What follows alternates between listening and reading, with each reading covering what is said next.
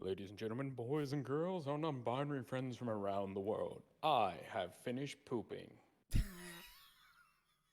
Sorry. Oh God, I'm going to keep that in. All right.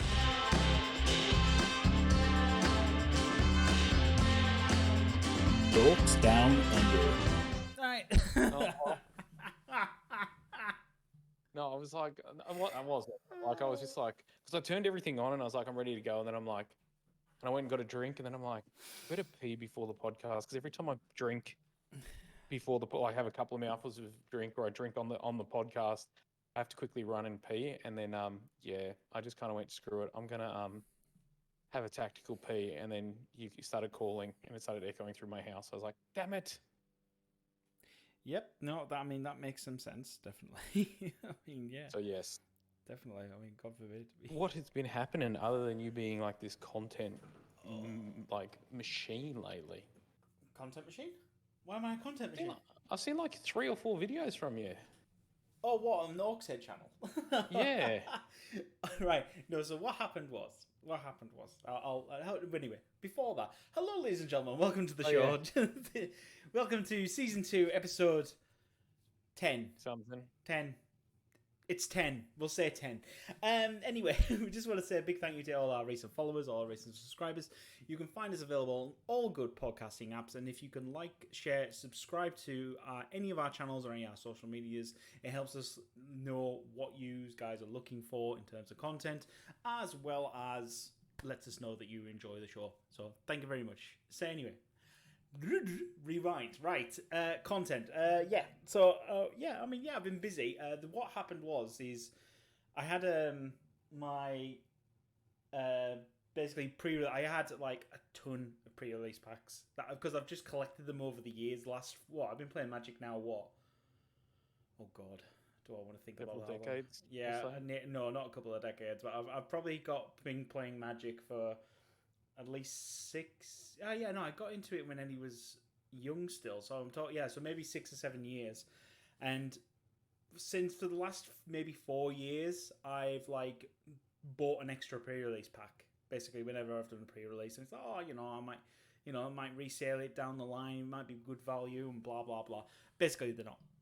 The only thing that's worth money in a pre-release pack is the promo, because obviously the promo is limited. That is it. You may get a chance rare card for whatever the set it was, but there is basically you can sell pre-release packs sealed at the same price you buy them. So it's like even on some of the old ones like Dominaria and stuff, like the ones that I was looking at, I was like, oh no, there's still no money in it. So I was like, so what I was going to do, and I was like, well, I'm going to crack them open, see what we get, see how much money. And basically, I made like $200 store credit. So I've traded that in. I bought 2 rare cards I needed for 2 decks to complete them out. So I was like, sweet.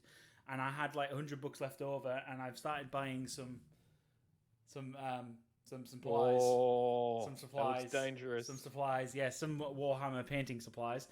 You can see probably the little pins up there as well. No, you can't quite see that one. Oh, yet. You can on my camera. You probably can't on this one. But anyway, so yeah, I've been buying up some little colours and whatnot, because while I've been packing, because my life revolves around eating, sleeping, packing, commuting, and cooking dinner. Honest to God, I am at my edge now of sanity. I'm sick of packing.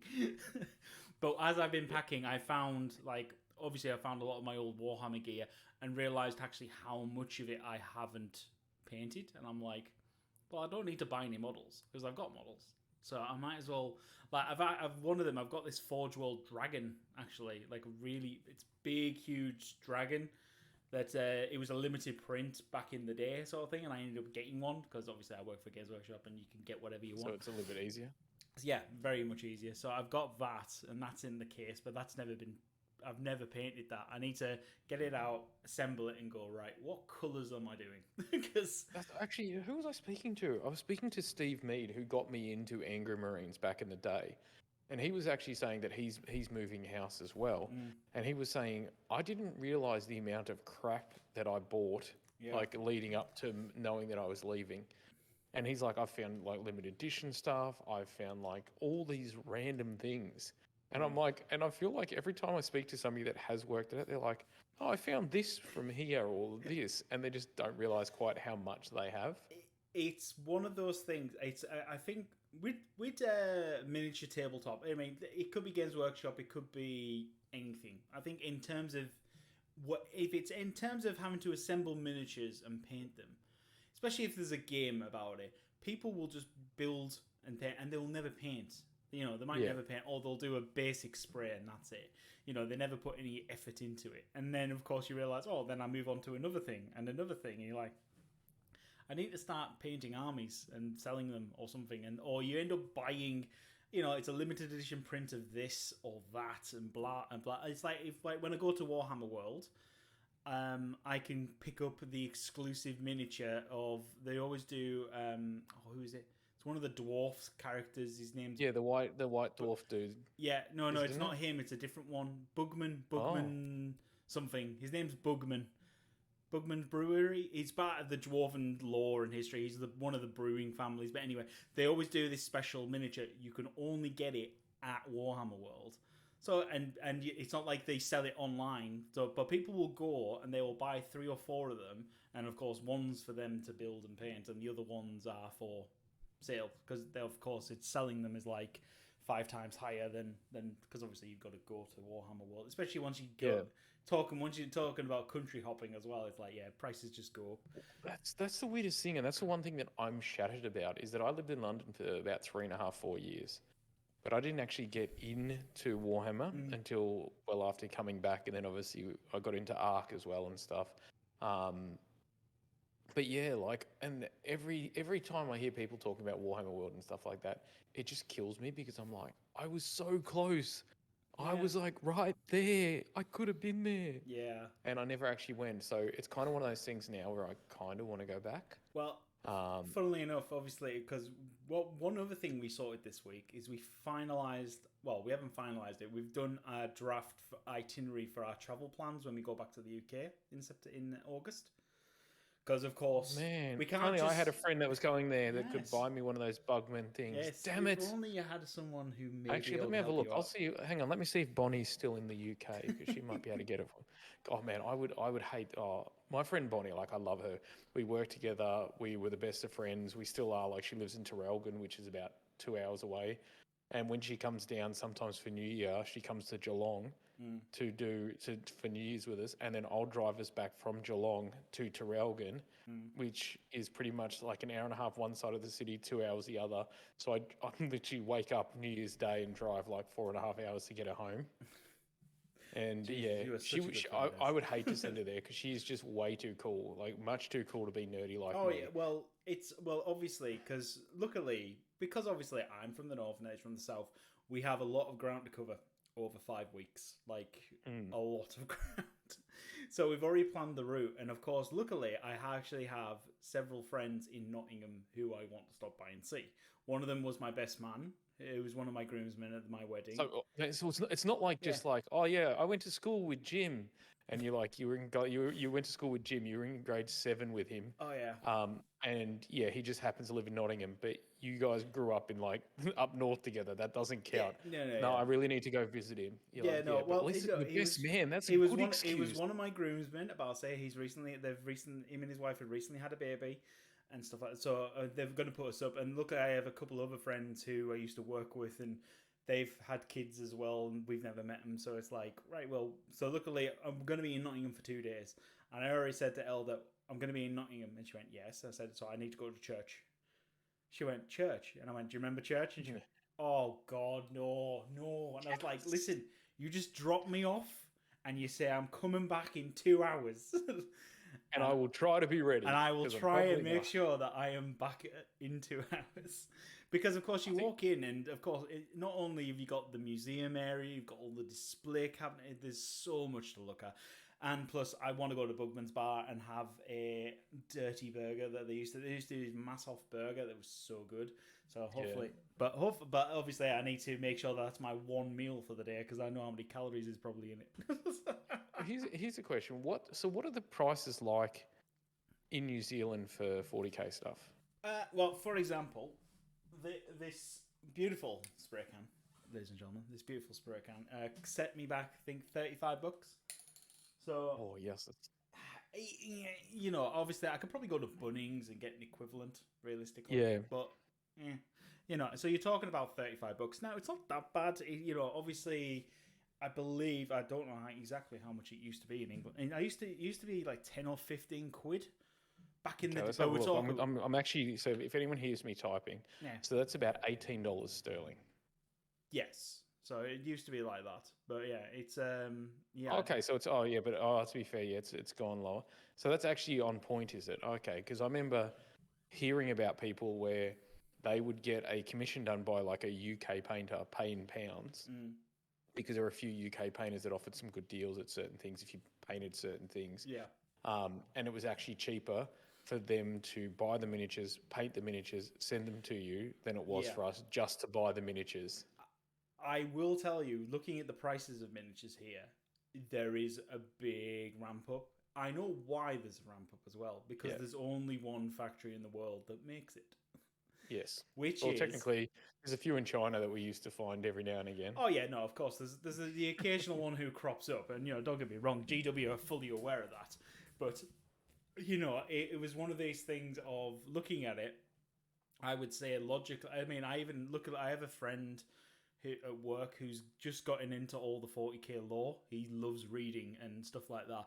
And he's like, I want to start building an army. I said, well, what do you want to build exactly? And he was like, I want to build Space Wolves. And I was like, oh, he's one of them. Okay, Space Wolves. So, you know, we were having a chat and stuff like that. I was going to say, coming from a man that built a Angry Marines army, you probably don't really have a leg to stand on because... No, but that's fine. No, it's you know, you can generally tell a person by what is their first army that they pick. And yes, he is very much, he just wants Marines, which is okay. So I was explaining to him, I said, you know, this is how I would start off, you know, but it basically depends if you want to play competitively, you probably need to find out what the meta is, and I don't know. I said, whereas if you want to build just an army for fun, like I've generally done, then pick something. I said when I did my salamanders, I think I did 8. I think my company was 8th company, which is the artillery company. Hence the reason why I'm allowed lots of tanks. Yeah. You know, I allow myself a liberty that I'm allowed tanks galore. I don't have to worry about it. So because people go, that's not fair. It's like, yeah, but I'm the artillery corps. That's what my job is. Exactly. But yeah, so I was explaining that to him, and he's like, oh, that's fun. So he was talking, and he said, hang on, you're going back to the UK? And I went, yes. He said, by any chance, could you swing by, get Warhammer World and Forge World? I went, technically, yes. Why? He said, oh, because I spotted, like, Lehman Russ model that you can get, and I know how, and getting it here is a fortune, whereas while you're there, and I'm like, I said, listen, I'm going to tell you the same thing I've told everyone else. I will be charging a slight commission because it's taking time out of my day. No, it's not. But I was going to say, I'm talking bullshit. Like, you're going to be like, bloody hell. Hey, now I've got to go to bloody... I've got to line my pocket a little bit. This is crap. Come on, you got to line your pockets a little bit, man. Come on, this is all the world of business. To be fair, though, like, if you're literally, like, say, for example, if you're saving, like, $100 and you're charging, like, an extra 20, I'd be like, I'm okay with that. Yeah, no, exactly. Take some money. So yeah, he's going to look into it and see what he wants and stuff like that. But I've had a few people who've suddenly gone, "Oh, you're going to be swinging by Warhammer World." It's like, yes. I said, listen, I have limited space in my case because while I'm there, I'm taking a half-empty case there. Reason why is because clothing's so cheap in the UK that I'm planning on restocking myself in the UK. Okay. Oh yeah, well it's like things. It's cheap fashion, like what is it? It's called quick fashion or whatever it is. You know, the stuff that's always made new. And, yeah. I know what you're talking about now. In the UK, it's so abundant. So like going to Asda and you can get really good quality t-shirts and stuff like that that'll last for ages. And it's like, yes, that's what I need. I need some of them in the right size and all that jazz. And because I've still got stuff in my wardrobe now from Asda, and I've had it nearly 10 years. It's like... Yeah, like I reckon I probably bought home maybe half a suitcase worth of clothes that I bought in the UK, and I reckon I had them for yonks. And that was one thing that I was very surprised about is just, how cheap some of the clothing was, but it was actually Mm. really good quality. I Yeah. also find it funny that we're talking about 40K today because literally a friend that I met at ARC who was helping run ARC Yeah. has a 3D printer and he's Ooh, actually yeah. printing me something. Okay. So I have sent it to Jordan in Facebook chat. They're going to be for my Angry Marines because they are an Angry Marine. I think it's a kit. And I like it. Jordan, if Jordan's editing this week, or if I'm editing this week, I'm I will in. put the picture on. But they literally are like John Deere ride-on lawnmowers, Yep. and they've That's got about it. beers. One of them has like a clubs. There's guns at the front. They've got like one of my ones has a middle finger. I'm replacing the giant baseball bat with a giant wrench I'm because assuming I these just needed are to be my attack bikes, bikers. standard attack bikes. Yeah, yeah, that's cool. Yeah, these are my bikers, Yeah. and it's just ridiculous. But yeah, no, because I was talking to a guy and he's like, "Oh no, I've got a 3D printer. I print some stuff and that here and there." But he so if I was, for example, to say, "Can you please do this?" and take him like I don't know, like say like the Lehman Rusk one, he'd be like, "No." But if it's something like this where it's a bit unusual and it's a file that someone's created, or if it's Yeah. not something that's copyrighted or you've bought the file, Mm-hmm. he will print it for you. See, That's the reason why I this can is get away where with I these. think GW. I mean, because I remember my last year at the company that 3D printing had started to become a thing. It wasn't Yeah. fully out there yet because, of course, they were still quite expensive, but the conversation was being had, Yeah. and they were saying, "No, our IP lawyers are always on it and do," and I'm like, "Yeah." But think about this, right? If you could maybe make money off sales of individual files, or the file can somehow only last for one print, sort of thing, or some a complete to completion, or some I don't know how the coding would work, but Yeah. and just people, we remember we were discussing in the shop saying, look, if they could do that and say, say if you went to come buy it off us, the model was, I don't know, 20 quid for the sprue to get all the sprues, blah blah blah. Yeah. And say the fact is that a 3D printer could maybe buy the elements individually. So maybe because this is the thing is that there is the reason why when you get into the hobby you end up with what's called a bits box, because there's all this extra stuff that you don't want or don't need, and you're like, well, I'll just put it aside in case. And sometimes you do come across something that you're like, oh yeah, actually I want to use this specific ultramarine helmet for this squad. Yeah. And then you find it and dig it out of your bits box and blah blah blah, and then you realize, oh great, I've got 50 of them. Belter. I can now make a company. So it's one of those things of I thought to myself that if they were to able to release the files in a way that you could essentially, it's like, oh well, I want to make 10, so you need to do 10 purchases, and it costs you £1, or $1, Yeah. and it lasts for 10 prints only, sort of thing, and then it disappears and stuff like Problem that. is, I don't know if there's a way yet of Yeah, doing that. I know. And that's the thing. I know, and that's the And I thing. think that's If they could do that, Games Workshop would make so much money Mm. because so many 3D printer people, one, for their own armies, but two, for resale. The fact is that if they could print off this specific piece, which they know is in demand, and they could probably sell it to their local community for this plus a bit of profit. Yeah. Job done. And it's a great business model and all that jazz. Or even then, like selling a resale license or something like that, you could maybe get away with. But that's the thing, though, and that's one thing that I find hilarious is because because there's so many places on Patreon now that are doing exactly this, where they've got these artists, they create STLs, they're charging like $25-$30. Yeah. Like I think it's Australian, but it's normally about say $20 American, and you literally get like 40 or 50 really high detailed model with a random theme, like it might be vampires. And you tend to find that a lot of people now are just being like, I'll just tick over because I'll keep getting these minis. Yeah, I'm not really a big fan of vampires, but I may need it later.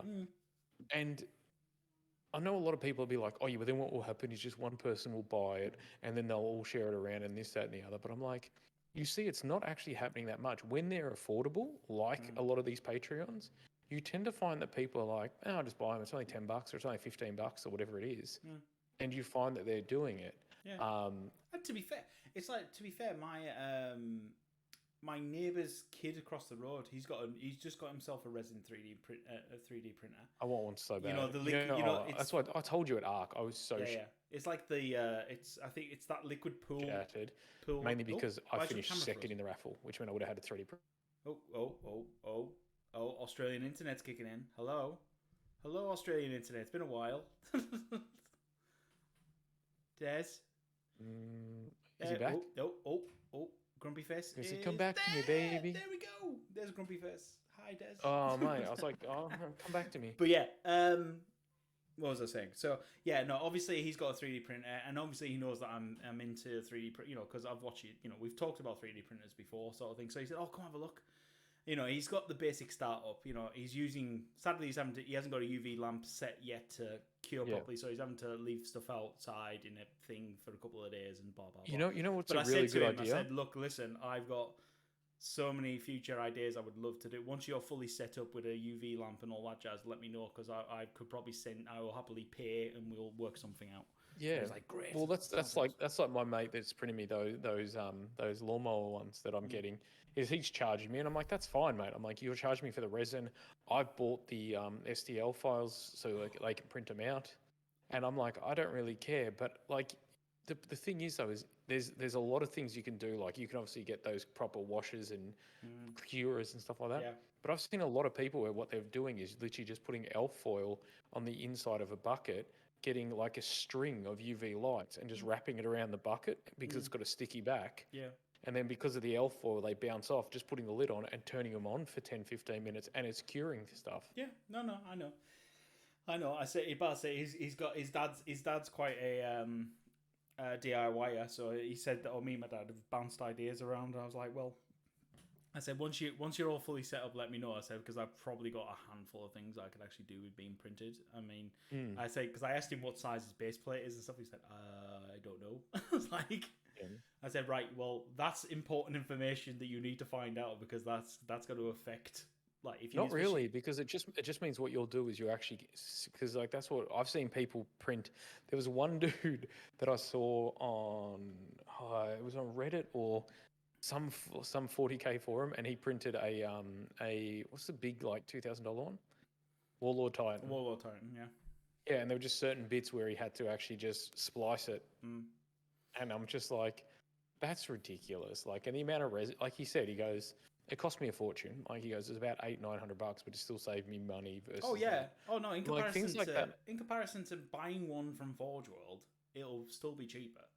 Because like, I know, but the Warlord Titans bad. for Forge World, the base bit without even adding in the head or the weapons is nearly $1,000. Oh no. It's like $1,000 minimum, and that's not even including the arm weapons, which guess what you need, and they're a couple of $100 a piece. Basically, a full Warlord Titan in its full is like nearly $2,000, if not more, sort of thing. But yeah, it does shock me. But yeah, the prices between the UK and everywhere else in the world. It doesn't shock me why it's that bad, because the fact is that they print it out. To be fair, I remember there used to be a story. I mean, this is probably secret knowledge, but I don't give a crap. I never signed an NDA. There used to be. Do you remember the Space Hulk board game? Yes. Okay. So when was it? In 2006, they did a reissue of it, where because obviously it originally came out in the 80s, and they wanted to make the whatever anniversary edition and blah blah blah X, Y, and Z, right? Yes. Now the question bear in mind, it was selling for I think it was like £100 at the time in the UK. I think it was, off the top of my head. It might be maybe 150 on resale. I can't remember. Found out the interesting bit of information. It was done as a theory in the office of how many things can we get onto the sprues, and therefore how cheaply can we make it. £10 is all it cost to make 2 sprues. Oh wow! The entire game. So the sprue. So obviously you factor in the cardboard and the paper rules and all that jazz. Factor all that bit in as well. You're probably talking less than 20 quid, right? Yeah. To make the box, because obviously you're buying it in bulk and all that jazz. Yeah, and as somebody that knows a lot about board games, yes, it doesn't cost. It costs a lot less money to create those kind of things with the boards, the boxes, everything. But yeah, the But biggest issue is the miniatures. yes, and then of course, so logic. So the sprues to make the two sprues it was £10, and then the fact that you're selling this game for £100 plus. What Yeah. a moneymaker for GW. And I suddenly realized, I was like, well, this is when I actually realized working with a company that they do not care about the player bases. Because Well, no, logically, I guess that a lot of the money goes into the sculpting and the money, the thing is, yeah. the molds, the fact that they actually do a lot of injection molds and stuff like that. But what they don't tell you too, though, is nowadays, especially, a lot of that can all be done on a computer, where before it used to be done by hand. Yeah. So, which means that things are now a lot cheaper. Also, a lot of their sprues is if they don't sell them, they can just melt them down and turn them into new sprues Yeah. and But, things like I that. mean, And that's the biggest thing that I'm like, bro, this is dodgy. oh yeah, no, but this is the thing is the way I've always seen those games like Space Hulk, Hero Quest, I Blood love Bowl. Hero Quest. I But want to rebuy it. It's just I been re-released, and I want to rebuy it. well, I was gonna buy it, and then I found the Kickstarter, like basically, which is Hero Quest Plus edition. I sent all the details to you, and it's like playing Hero Quest, but it's like Hero Quest meets D&D, except you can play it entirely by yourself. So you walk through a dungeon and you're revealing stuff as you go. It's really cool. Oh, that's cool. So yeah, I've played a few games similar to that actually, but yeah, no, it's a cool yeah. concept. And I think that's what people don't realize is solo board games right now Oh yeah, huge. is becoming a massive thing. And like I mean, I've got I think 2 or 3 that I've reviewed that are solo, or a lot of them now are coming out when they're literally 1 to 4 or 1 to 6 because they're coming out with solo variants. Well, And but the one thing I've always seen about those games is, especially from like Games Workshop's perspective, is what you want to do is, yes, it's a little board game. It can be played on its own. Great. Like Dreadfully as well. It can be played. Fabulous. But the big thing is, the big thing to me is it's a gateway point into miniatures.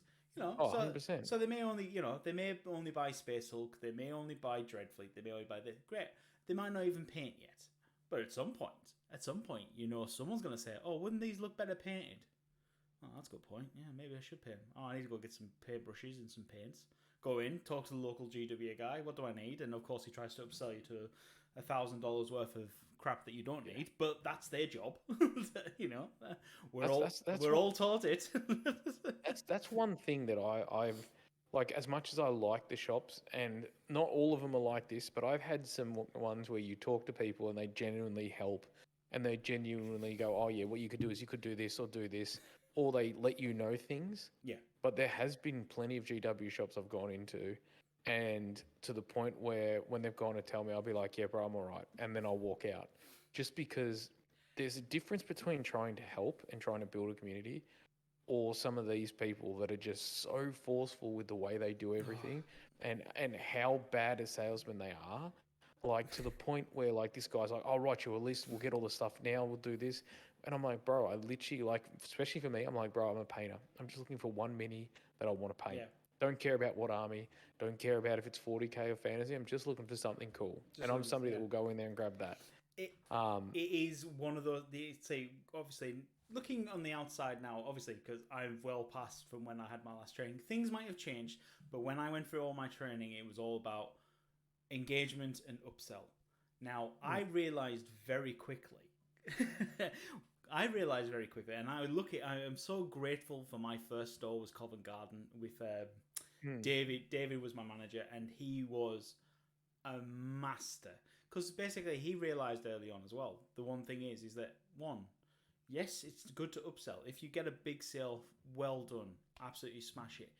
But not everyone's going to drop that amount of money in a sale. So what you got to do is you got to read the person.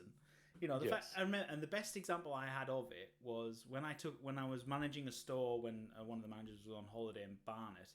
He left me a note saying, "Oh, there is Mr. Blah blah blah is coming by to pick up his grandson a painting start set." I was like, "Okay, great, yeah, it's good to know. Thank you." So I went and put one aside because they didn't say which day he was coming this week, and I thought, "Oh, I'll put it aside. Job done." And literally about 3 days later, he walks in and he says, "Oh, hello. I spoke to Jason and blah blah blah, and he's put a paint set aside for me. I said, oh yes, seriously, yeah, I know exactly, and I went and got it for him. I said, oh, so what's he getting? Has he just started or? I said, oh no, he's been painting for a while, and he does this and does that, and I just wanted to get something to help him out, and I was like, well, okay, this isn't going to really help him. You are aware of that. I said, he's probably got this already. He said, oh, well, what would you recommend? It's like, well, it depends. I mean, does he play at home a lot? Does he play in the store? Where does he? He said, oh, well, it's him and his brother. They tend to play. They go to a store every now and again, but they like to do all their battles at home. And I said, oh, well, do they have scenery? Well, they've made some. I said, well, yeah, but you can buy these kits, different ones and all. And of course, it was Christmas, and we had the special multi-big, huge box one that was like 100. It was like 100 quid.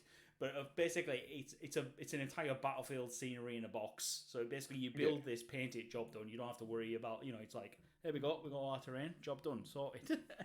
And we were just talking about bits and bobs. And he was like, actually, you know what? I'll take that big box. And in fact, yeah, can I take some extra spray paint cans and stuff? Because we were just chatting. I wasn't upselling. I just sort of pointed out what options there were. And he was like, I'll take that and that and that. I was like, great, fabulous. And then, of course, I got shouted at when Jason got back because, of course, I threw his entire... Because the way GW works is you've got to try and make your sales based on last year's figure. So, of course, me having one good day absolutely tanked his entire... He's like, do you realise what I have to do? Do you realise how much I have to upsell? And my manager was like, are you ringing to complain that my guy made your store money? He said, yes. Yeah. And I went, right. It was too much in that 1 week. You should have sold it, I think. He said, it's nice to hear from you, Jason, but I've got to go, and I will inform Jordan that you are very upset. Yes. And he pulled me aside. He went, how much did you upsell by? I said, well, Jason knows. Jason said that there was a paint kit. And he went, and how much? I said, well, the big terrain set, that. And he's like, oh, you were evil, man. No, I didn't do it. That's the thing, though. I find it so much and I'm more likely, if I go into a GW store and I ask for a little bit of advice or something and they give it to me, I'm more likely to I'll pick up a few paints, I'll pick up something that I need. But yeah, that was one thing that, because there's one store that I'm not going to name and shame, but I used to go in there a little bit, and it was annoying because it was the closest one, and the next closest one was probably about another half an hour away. To the point where it was kind of bloody pointless to go there. To the point where they got to a stage where after about my 4th visit, I ended up just buying online. Oh, and God. It would literally cost me more, but less than driving an additional half an hour to this store, just because I'm just like, I can't deal with him. I'm all for upselling. I'm all for, and I understand that they've got to make money and they're trying to entice you, but it got to a point where I'm just like I feel like he makes me feel bad when I'm only going there to pick up 2 or 3 extra colors or a new brush or something like that. And it got to the point where I'm like, yep. And to the point where it wasn't long after that I stopped painting miniatures, just because I'm like, I've got nowhere nearby, and the closest place that's nearby, every time I go there, I feel horrible going there. You see, me and the boys at Covent Garden, and then I ended up getting moved to the Oxford Street store. But I took everything I learned there and took it with me. And the one thing I ultimately learned was it is amazing to have customers like you who come back, who just want a couple of paints or a book, or they just want something small, and that's completely fine. So all I would do is I would be really friendly. It's like, oh, how's things? And blah, blah. Of course, there was always an annoying one or two, because there always is. But the fact is like, yes, no, you talk to them, and stuff like that. You just make them aware that obviously if a new customer comes into the store, I'm sorry, we might have to stop the conversation, and I need to. But the smart customers would understand why. I'm sorry, I've got to stop talking to you for a second so I can go and try and push plastic crack on this new small child. Which is fine. And I've worked enough in hospitality that and I've had friends that work in retail that I know that when you're able to, you chat. When somebody comes in or somebody needs service, you have to run off. You don't have to explain that. But it was more just that it just got to the point where I'm like, I literally just want a couple of things. I don't even want to bother you. I'm not even going to do it. I want to look around the store for 5 minutes if there's a new model I want, if I want to find, or if there's something I want to paint, and I'll just see what grabs me in the moment. Or I literally walk straight up to the counter, buy a white dwarf, buy some paints, and then I leave. Like, Yeah. I'm literally like a 2-minute job for you that you're going to get at least 20, Yeah. $30 Yeah, yeah, sales. yeah. But it was just like, And those oh, are the it kills customers me. you want. You want those customers. But to be fair, I mean, you say that most customers understand when you need to walk away from the Oh, conversation. no, but I mean, like, There I are do. some Yeah. that we used to have, and they were like, "Why can't you just talk to me like you talk to them?" It's like, because you're not buying shit. You've turned up. You've spent a couple of pounds buying one paint. Mm. I have a potential to make a sale there that's gonna bring in 80 quid. I'm sorry. Yeah. Time value, it's one of these things you got to learn. Yeah. But no, there's some customers were very funny about it, and they're like, "Oh God, I can't believe you're just ditching me for this." It's like, yeah, it's like, I'm sorry, I'm here to make money. I'm not here. I understand you need a friend, and I'm happy to be that friend. When there's no new customers in the store, I'm sorry, but yeah. Yeah, no, I get that, and and it is, but yeah, I just found their model unlike any other, where some of them, and I've noticed too though, is if they weren't very, like how some of them seem to be really obsessed with GW and really obsessed with the rhetoric and stuff. Mm-hmm. Those were the ones that I'm like, if I found a store and that person was in there, I'm like, no. Yeah. I found that there were a lot more people where they love what they did. They're happy to have a chat, but they're not going to push you to get things. And if you don't get things, they're not going to be like, feel like disgruntled the next time you walk in, make you feel like crap. Yeah. Where this guy was very much like that, and I'm like, I just can't deal. It's one of those things of, I mean, I always realised that it was always better to have a store that had an atmosphere, and especially with people there. And people get put off if you just keep trying to upsell them all the time. Whereas occasionally, like, you just got to know your clientele, because, like, of course, if you with because most people get into GW painting when they're kids and stuff like that. But the problem is that they don't have the money. No. Parents have the money.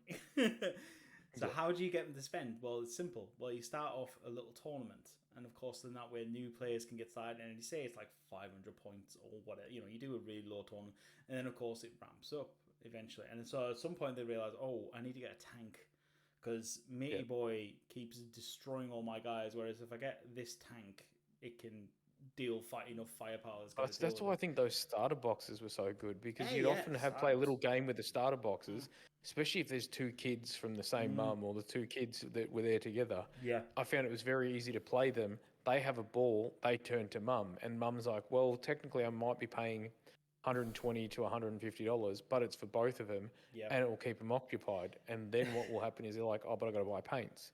I want to buy it. And then next time they're in, you add a few things, like you said, like tanks or something. Yeah. And then before you know it, you're like, oh, actually, this is getting out of hand really quickly. Oh, yeah, I know. But to be fair, that's the reason why we called it plastic crack back when we were... we still do. And it still is plastic crack. But, and now I have cardboard crack. I have cardboard crack, I have plastic crack. It's all great in my life. 100%. But yeah, it is funny, just seeing stuff like it's seeing all these people and sort of. But yeah, I am looking forward to going back to Warhammer World, because obviously I haven't been to Warhammer World now in 6 years, and I can imagine that it's probably changed quite a lot, sort of thing. So I'm looking forward to it, sort of thing. It's gonna be cool. It's gonna be cool. Yeah, I can but I'm certainly sure I can pick up a Bugman model for my very good friend. Yes. Across the pond. Even though he lives in Nottingham. God. Oh, God. Bloody best man. Gets the Bugman always. Oh, yeah. No, but because that's one thing that I want to do, because the idea is when I get my house, which I've just had some kind of bad news, it's just been pushed out a little bit, the title date. So rather than being April, May, it's going to be closer to July, August. Have they given you a year? They've given they've given me a month, so it's just been moved to July, August. Okay, so 10 years. But even then, they've said, because stage 13 will be open. It depends on when stage 13's done. Will depend on when stage 14 is released, because they're doing all of stage 13 and 14 together. So what will happen is they'll have to title 13 first, and if that happens quick, then they can title 14 straight away. Right. But at the moment, they're looking like it could be July or August, which is a bit sad. Oh. And then the builders have said that it would take about 6 months to build. So I'm like, that's not too bad. But They just pushed it back from being April to that. But yeah, I do know that it's probably going to take a little bit longer than that too. But Yeah, I tell you what. Originally, mine was going to take 6 months to build. Okay. is yours custom or is yours off a plan? It it was off. Sorry, it was on. Well, it kind of is custom technically. They had a plan already in place, and then the only thing that we changed about it is that we wanted an extra bedroom. So it was literally about making one side a little bit longer. So it wasn't like we suddenly went, oh no, I want this there and that there. It was like, no, we just need an extra bedroom. That's the only thing. My salesman laughed at me because other than getting obviously all the included extras that were there because I got such a good deal on the house, he's like, "Is there anything you want?" And I'm like, "This may sound dumb." Because what happens is when my bedroom, there's a walk-in kind of robe, and then the ensuite's onto that. And I said to him, I'm like, is there a door between the ensuite and the toilet? And he's like, no, there's not. I'm like, can there be one? He's like, yeah. I'm like, just because I don't want to poop in my walk-in robe. Yeah. And he laughed, and he's like, I didn't think of that.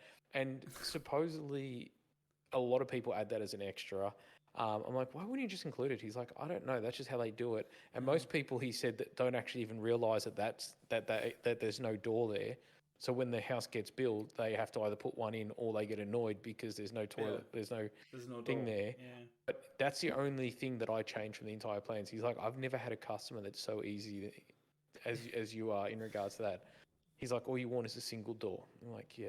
Yeah. But I've already costed out my office. I've got an eight and a bit foot desk that I'm going to have. I'm going to have the computer and everything on one side, and then I'm going to have a little painting station on the other. And now I just want my house to be, because talking to you, talking to Steve Mead, talking to the guys from Summer Arc and Squidmar, I was chatting to Lucas the other day.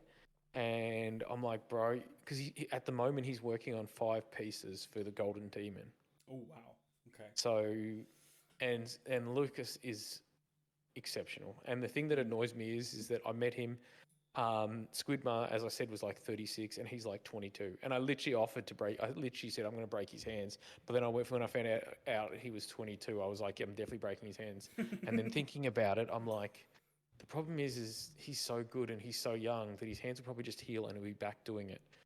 But he has said that he does open commissions occasionally. Yeah. And I told him that I did Angry Marines and stuff, and he thought that was funny. And he goes, would you like a commission done? And I'm so tempted. Oh yeah, tempted. Do it. Just because it's going to be like the best miniature I've ever received in my entire life. And to be fair, it's probably going to cost me a little bit, but he's probably also going to do me a bit of a deal, I reckon. You pick one model that you want to, it's the showpiece of the set.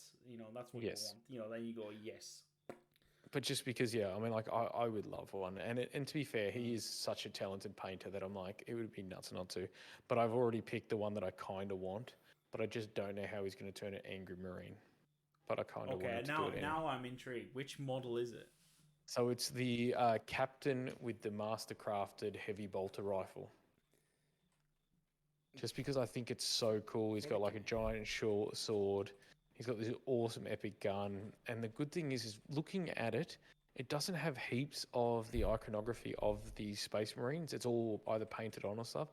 I think the only thing is on the back.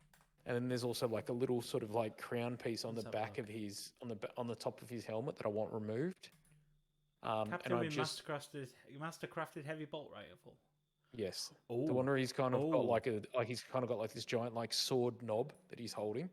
And then he's just kind of got this giant thing. He's just like looking like a bit of a badass. The only difference is what I would ask him to do is actually get, rather than have a helmeted Marine, have a face. Yeah, well, that's easy. Just because Lucas is such an amazing painter that I would love to see him actually paint the face. Hang on, I'm having a look at the sprue right now.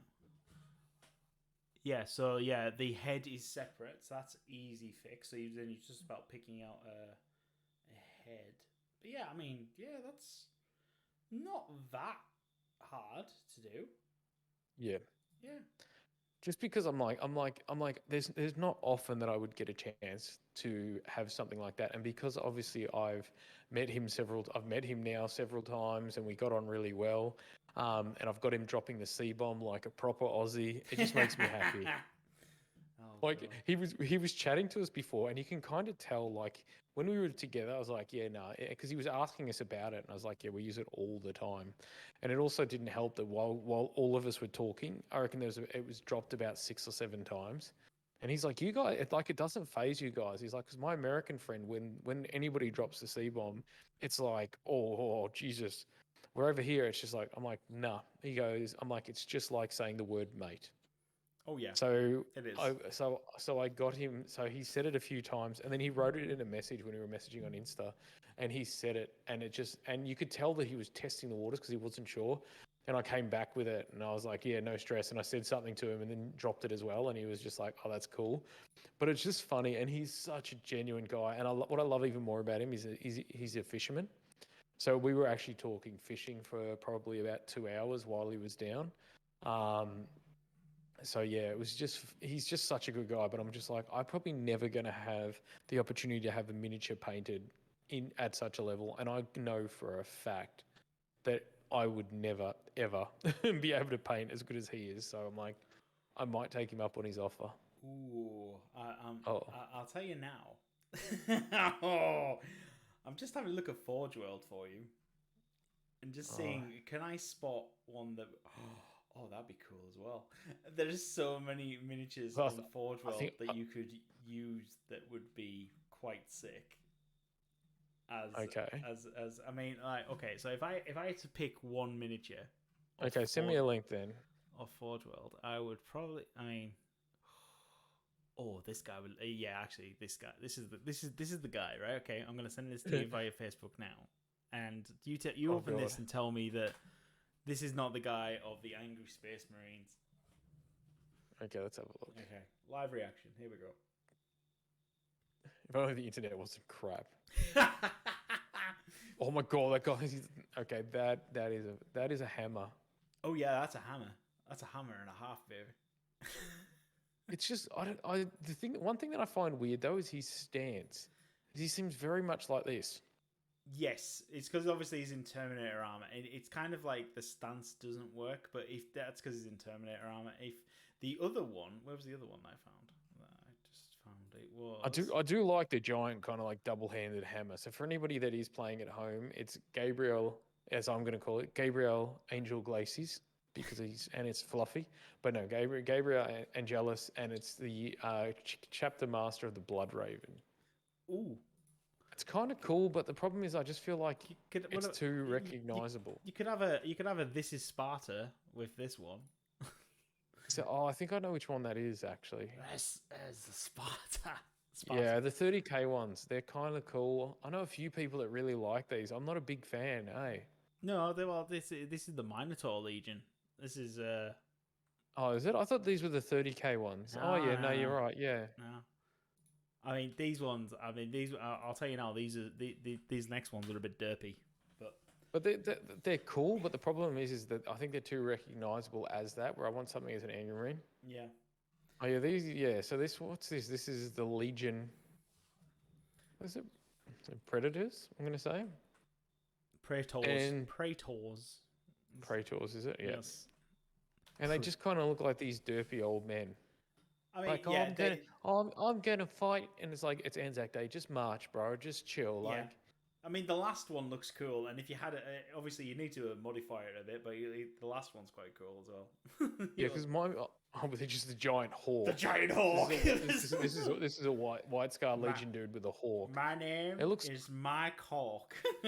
See, I find with some of these ones from Forge World, like they're really cool, but I just feel like they feel a bit old. Like they almost feel like they're a bit. I don't know what it is. They're a bit. There's just something about them that I will agree with you. A lot of Forge World stuff is a bit dated. It's kind of like they've mainly focused on. I mean, to be fair, I think this is what Forge World should focus on. Is if you want awesome looking tanks, Forge World, yes, because they do some amazing accessories, or just the tanks in general are quite sick. And then when you get up to having like the specialty dreadnoughts or the Titans, is just like, yes, they look amazing. Yeah, that's what I think. Like, it should be the biggest thing. But the problem is with some of these stuff, and I've noticed that with the Marines stuff. I'm like, I feel like I could get half-assed STLs from like some random free site, and they kind of look similar. Like, they just look like they're a bit older, they're a bit dated. They're just, I don't know. They just feel a bit weird. I'm just looking now. How much is it? How much is a Warlord Titan? Just curiously.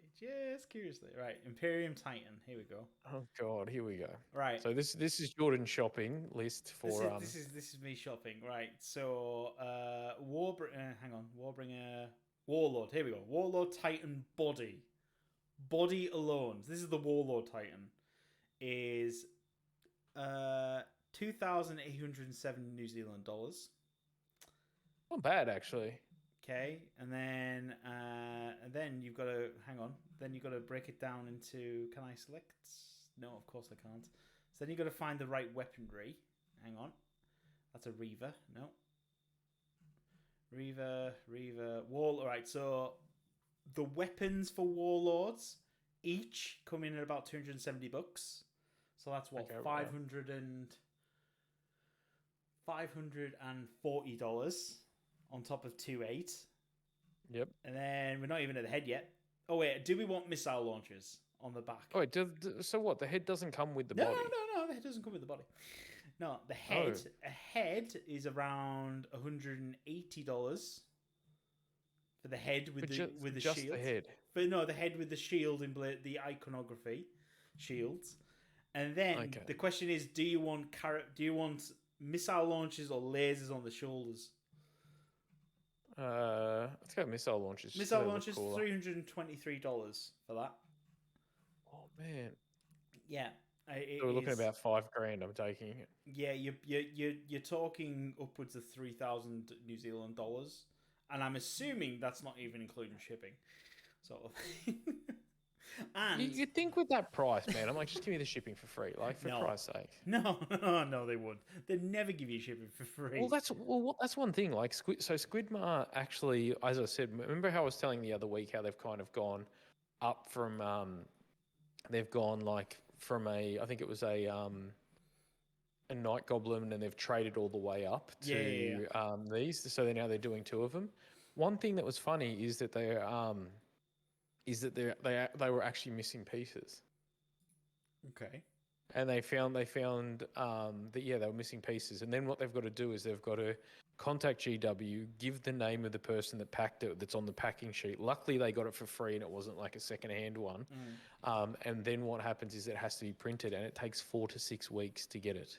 Yep, correct. So you've paid, say for example, $5,000 for this thing, and it's missing one piece, and that feels like it's not even a priority, that it just takes 4 weeks to print that one piece.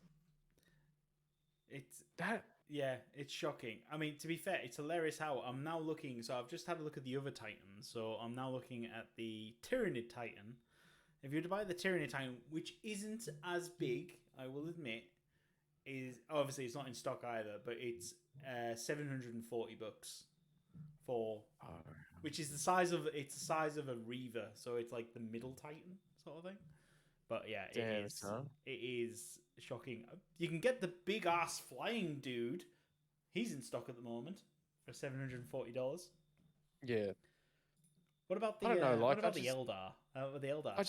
I also feel like so if you guys haven't gone over to Squidmar, like there's probably going to be, if anybody's Squidmar stuff is awesome. I look at that. But they're actually doing it. So it's 2 Titans battling it out, and then there's actually going to be a raffle where all money goes to charity.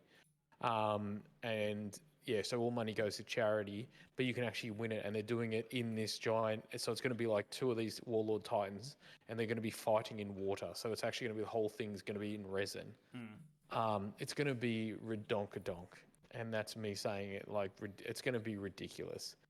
But I'm like, as much as I would love that, and as cool as that would be to have, I'm like, where would you put it? Oh no, I'll tell you now as well. These models are huge. My Yeah. my But two of them are fighting each other. oh yeah, Plus, they've got like a cliff that goes around. They've got some terrain and a few like Imperial Guards or whatever the bloody hell they're called down because they keep Astra changing the goddamn Militarum. names. Astra Militarum. Yes. But I'm like, bro. But I'm just like, and it looks amazing. Like, don't get me wrong. Like, if you won this, you'd be like, I'll find somewhere to put it. But at the end of the day, I'm also like, where would you put this thing? Like, it's going to be enormous.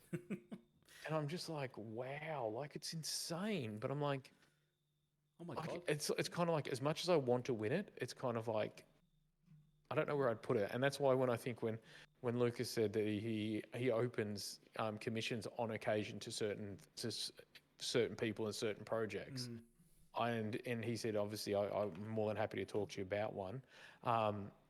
I'd be like, God damn, like that would be cool to have. And also it's going to be this big. So I'm like, I can do that. Yeah, no, I'm about to say, I'm literally just looking because I actually own several Forge World tanks, like for Astra Militarum, because I was smart enough and bought them while I still worked there. It's Astra Militarum and Imperial Guard, yeah. Imperial Guard, Sorry, back in the Yes. old day, we used to call it the Imperial Guard, but you can't call it the Imperial Guard anymore. What do they call? Hasn't Space Marines also changed to something random as well? Have they? No, they're I thought still called Space Marines on here. I thought they were like Astra something else as well. No, Like, I think Jesus. there was a conversation that they needed to change their name, but dude, that one looks sick that you just sent me. That looks awesome. Anyway, And that was the other model I was looking at yeah, no, to get Lucas to paint. that's a good model. But yeah, I think nowadays the problem is with Forge World is Forge World resin that's the other issue with Forge World resin is that when you get it, you can't just assemble it. You've got to clean it first because of their casting process. There's a lot of chemicals, the separating agents for the mold. Yeah. And it is an absolute bugger to get Yeah. clean. It is ridiculous, I find, sort of thing. Well, Because you've got to 'cause wash them and then dry them. So you add on to the build time about 3 or 4 days just for cleaning and drying.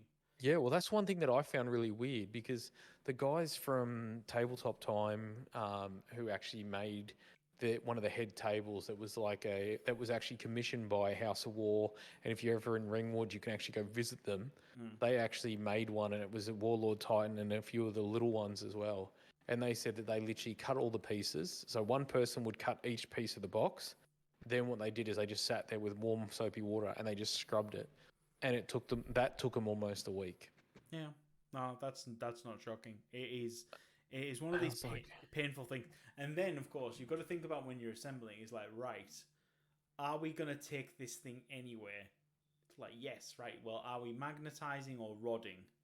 It's because it's two very different processes you got to thing. And obviously, magnetizing's easier, but then you got to thought, how heavy's the bit? It's an absolute pain in the ass. God, I used to remember magnetizing because of course you got to get. It's hilarious when you're getting your electric drill out. It's like, right, I've got to go in by about 3 mil. You're trying to gauge it. That's all battle damage. Or you've gone too deep. Now you've got to use a bit of green stuff behind the magnets to try and balance it. Oh God, it's a pain in the butt. Yeah, see, I still used to use the hand one. Where I'm just like, Or the the pin vice. Yes, where all you're doing is developing this wrist muscle. Oh man, I've been building that up for years. I mean, wait, what? But yeah, I mean, God forbid, I do. Yeah, no, it's a good thing I find, doing modeling, and I am looking forward to get back into it. Obviously, I'm not going to buy any models because I've realised how much crap I've got to build. Sort of thing. Oh man, I could only imagine. Like that's the thing. Like speaking to Steve and speaking to a few other people of what they do, I'm like, yeah, it sounds ridiculous. Like I actually bought my first board game that I actually bought for myself, and I sent it to Jordan, and Jordan just didn't even look at it and was nowhere near as excited as I thought I was about it. But for anybody not wondering, I have my own website. I've been doing board game reviews for possibly 9 or 10 years. In that time, I reckon I could count on one hand the amount of board games I've bought, and I would still have fingers left over. That's how few board games I've actually bought. But I saw these, and Cool Minis or not, if you haven't heard of them, they're a website. They also release Kickstarters about 2 or 3 a year. their first one they released had heaps of miniatures, and then every time they would break a funding goal, they would add more miniatures. So all these people lost their mind. They became massive. From there, they started to also then bring on. So they actually brought on an in-house designer, which was Lang. What's his first name? I can't remember. Amazing board game designer. We brought him on, and then they started to get licenses. And as soon as they got licenses, they were able to print money. And to give you an idea, a lot of Kickstarters, like a big board game, with a lot of miniatures, the what it would need to raise to make that, to get all the molding and different done, is about 60 grand. Yeah, about that. Yeah. They would normally put their goal at 50. Once it went over 50, they get all the money, and then obviously then they have to supply things. Mm-hmm. These are a company that when they send out an email, within the first 5 minutes, break their funding goal by almost triple. Yeah. A lot of people will just be like, I'm going to bid for this straight away because it's cool minis or not. The problem with cool minis or not, because they keep adding in all these extras, they're like, oh, you get these 3 extras, but then there's also every 3rd or 4th extra is an additional thing you can buy, whether it be an expansion, whether it be a specially model. Mm-hmm. And before you know it, and I've done this before, cool minis or not, the first one they did I really liked. There was one called, I can't remember, Centenary or Century or something, that I really liked and I bought. And it was, by the end of it, it cost me like 300 Australian dollars. Because by the time you like, I'll get the expansion, I'll buy this miniature, but then you also get 10 or 15 for free and stuff. So by the time it comes in a box that's the size of Texas, and it's ridiculous. But lately what they've been doing is they've been doing really smart. So they've got the base game with the base models. You get a few extra models that come in its own little box, and then they do expansions, which come in an own box. Yeah. Where before, the first one I got the custom, like the normal box, and then I just got like boxes upon boxes of miniatures, like to the point where it was ridiculous. And one of the ones they did was called Marvel United. Really cool game. They did almost like these cheruby-like miniatures that were just cool, of all your famous Marvel ones, X-Men, different things. And I randomly worked into a toy shop and found them on special.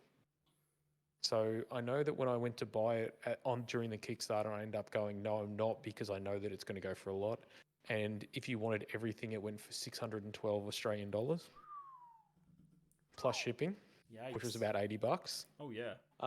So by the time you did it was like almost a $700 game. But the base model was about $60, $65, and then you would be able to buy. I think it's like $35 or $40. You would be able to buy the different expansions. Yeah. So I found them for $20 each. So I managed to find 2 of them for $20, which was the base game and the X-Men one, and I was like, winning. Good. And I sent him to Jordan, getting all excited, and Jordan's exact response was, "What the fuck's this?" I'm like, "Aww." It was. It's just because it came out of nowhere. The problem, right? I will tell you now. I was already 6 beers deep when you messaged me. And it's like, wasn't it like 10 o'clock that I messaged? No, I'm kidding. I'm kidding, guys. Wasn't it like it's 10 a weekend. o'clock when I messaged you? I can drink. It's 5 o'clock somewhere. I can drink at any time of the day, mate. But yeah, it's just when you messaged me, and I'm like, "Is this for me?" I was like, "Yes, it's for you." He's like, "What is it?" He's like, "It's Marvel United." I'm like, "Oh, great." That was the worst thing. I was like well excited, and he was like, "Yeah."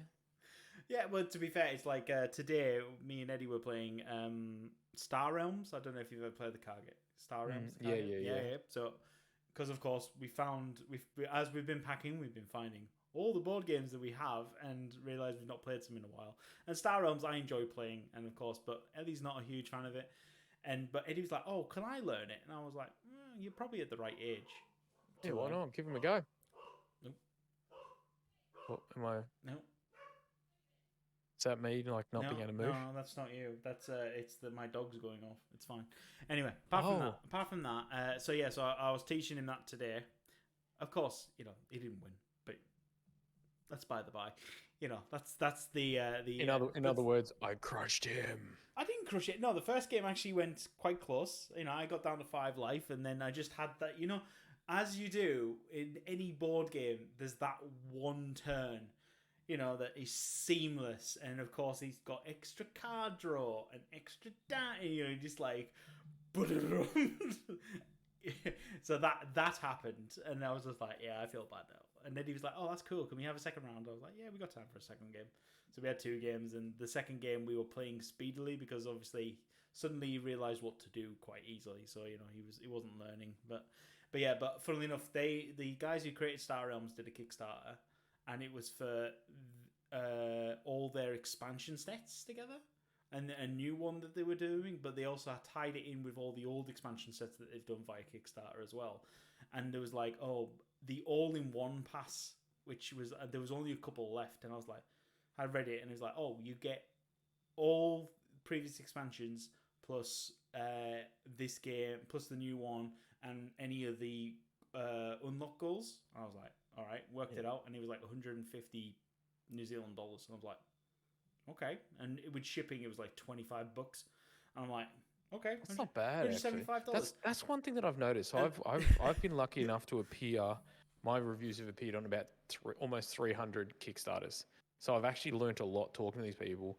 But the number of times I don't see people that it's their second or third or fourth Kickstarter, and they don't have a goal that says get our previous games, because I know for a fact that you have to get a minimum order when you buy board games. So if you've only had, for example, enough to sell 100 on your Kickstarter, you still may have to buy 150, 200. And often what they do is they have a website, they put it on their website, and they sell like every once in a blue moon. But I'm like, if you've got excess stock, utilize that and say, let's put it on this. Because if they've backed your first game, yeah, you're right, they're probably not going to. They're just going to back the new game. Yeah. But if they haven't and they like the look of this one, they may just be like, well, I'll buy this one. And it's a good way to get stock. But a lot of people just don't do it. Oh, no, like, and I tell you what, like, if it came with only the bit, if it was like, oh, well, we're doing the base game, and it's like, no, I don't actually, I've got the base game. But suddenly it was like, well, because the new one is designed to play as I think it's like a 3 or 4 player multiplayer, and you've sort of got to learn, and you've got to do, it's a very much more faction-y thing, which is fine, because the fact is now, Edward plays, and he quite enjoyed it. I just made sure, did you enjoy it? He's like, yeah, it was quite fun, sort of thing. So even though I beat him twice, he enjoyed it, and he was like, well, next time I want to try and get all, because like the second game he realised what I was doing, because he bought up all the explorers apart from 2, which I got. So, of course, suddenly I'm like, great, I have very limited funds to buy anything. Yes. But of course, I had good luck, which was suddenly, here's the trade blob. Great, I'll take that for 2. I'll take this. I kept buying all the sort of trade ones that would give you free coins when you play them. I'm like, yes. And then suddenly he was like, haha, I've got all the explorers. But suddenly I had a turn where I was able to buy the capital ship and this. And he's like, how? I have the explorers. They went, smart, son. Smart. You got to think 5 steps ahead, son, when you're playing me. He was not happy. So then he realised at the end of the game, he was like, right, next time I need to maybe focus on picking up some of those piecemeal little trade things that are going to give me free coins. I went, that's where it is, son. Well, that's the thing, though. And I think that what a lot of people don't realise is board games, for kids especially, is it teaches them a lot of skills that they can use in the future, and they have to think on their feet and stuff. And that's one thing that I said to a friend of mine. I was like, if they want to play board games, let me know. I've got some kid ones, or I've got some ones that are more kid friendly, and it's easy to play, but it just gets them to think, and it gets them to just play, understand. And you'll probably find, like, sometimes you may have to make house rules, or you may have to change like little rules here and there to make it easier for them. But quite often they'll pick it up pretty quick and they'll have a ball. And the good thing is then you've always got someone to play with. Oh yeah. Oh no, our son loves Uno. He's a big Uno fan. And do you play the official rules where you can't put a draw 4 on a draw 4? We play the official rules. We have tried it once, and he didn't like it because, of course, me and Mum realised at some point he was going to do it, and we're like, bam and bam, and he's like, he's like, listen, if you want to play this rule set, this is what happens. We did it once. And there was 5 of us playing, and we were all pretty drunk. And I was holding on to a couple of draws because I'm like, I know there's something going to happen. It went around the circle twice, got to me, and I had a third and put it down. And the guy next to me drew something stupid like 37 cards. And I'm like, I know this isn't right, but that's how they play. But I'm like, You know? it was Mhm. still so worth it because It it was just it is. insanity. Oh no, it is. It is hilarious playing board game, and it's one thing me and Eddie actually like that Eddie enjoys playing board games because obviously one, it's not screen time. Yeah. Screen time. That's a big contract. We're not going to get into that this week, dear Lord. That's a whole mess that we're not going to deal with. But yeah, Oh no, but yeah. I think board games are important because I grew up on board games and I learned a lot of things. Yeah. It's like the reason why when Ellie's like, "Oh, should we play Monopoly?" It's like, "Great. Do you want to get divorced?" And it's like, Yeah. "Are you telling me this is time to be divorced?" No. Like I enjoy Monopoly, but people do take it so very, very seriously. Right, it was funny over Christmas because Edward got a voucher from one of our UK friends, and obviously gave it to Grandma. Had brought it with her, and he was like, "Oh, here's I think it was like $40. You're allowed to buy a board game. That was the stipulation. You had to buy a board game, That's cool. which is fine, absolutely fine." So he picks out the Game of Life. I love that game. Now, but it is yes, morbid. yes. Now, I've played the Game of Life before, and a long time ago, I had to be jogged into it. But I remember what happens in the Game of Life, which is things like taxes and all this other nonsense, and it feels. And when you're having that session where the world is against you and it feels like the universe is picking on you, it does happen. And of course, Edward, I think it was on like a third or fourth time playing it, and of course, Edward had his moment and how unfair life is. And we're like, I was gonna say. yep, this is normal. This is what we deal with adults every day, so it's useful for you to know now. But God, it's horrible. But it's one of those things where it's like, yeah, like the Game of Life is, it's able to do, it just, yeah, it's just brutal, and it just, oh yeah, it's horrible. It is horrible to do to a child. Why they allow children to play that game? It should be for 18 only. And I love the fact though that the Game of Life teaches you more about life than school does. Well, all it teaches you is that you need to fill your car with at least 6 friends, and ideally one of them's your wife. Yes, This is what it is. You've got a dog. You might have a dog in there as well. I think I love getting the dog. I used think to the always get a pieces dog. should be height dependent on how important the character is, and you should get a different valuation on how it is. God, Oh, it's mate. hilarious. Oh, I just remember it was just great, and I remember playing it, and I was just like, this is like brutal. Oh yeah, no, but as I said, I don't enjoy playing Monopoly anymore because to be fair, I'm competitive, and I will happily admit I'm competitive.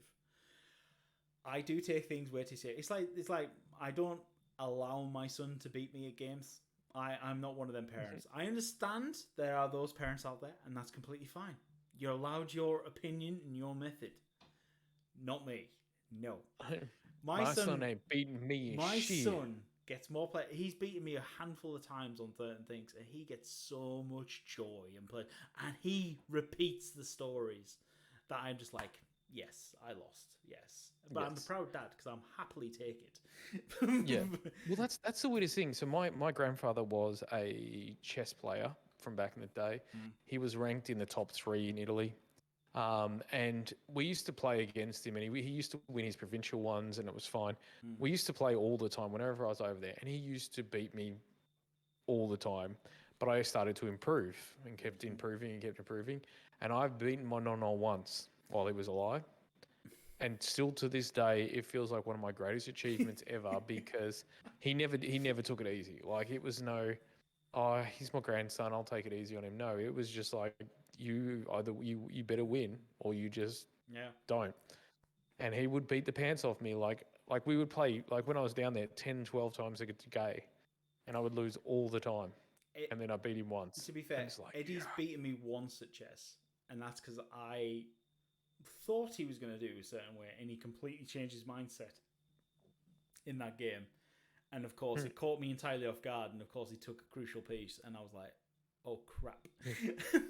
Blimey, and then at that point, I was running around the board just trying to try and contain fires, and of course that was it. He realised he was on it. He was on Too it. And little, he's too like, late. yes.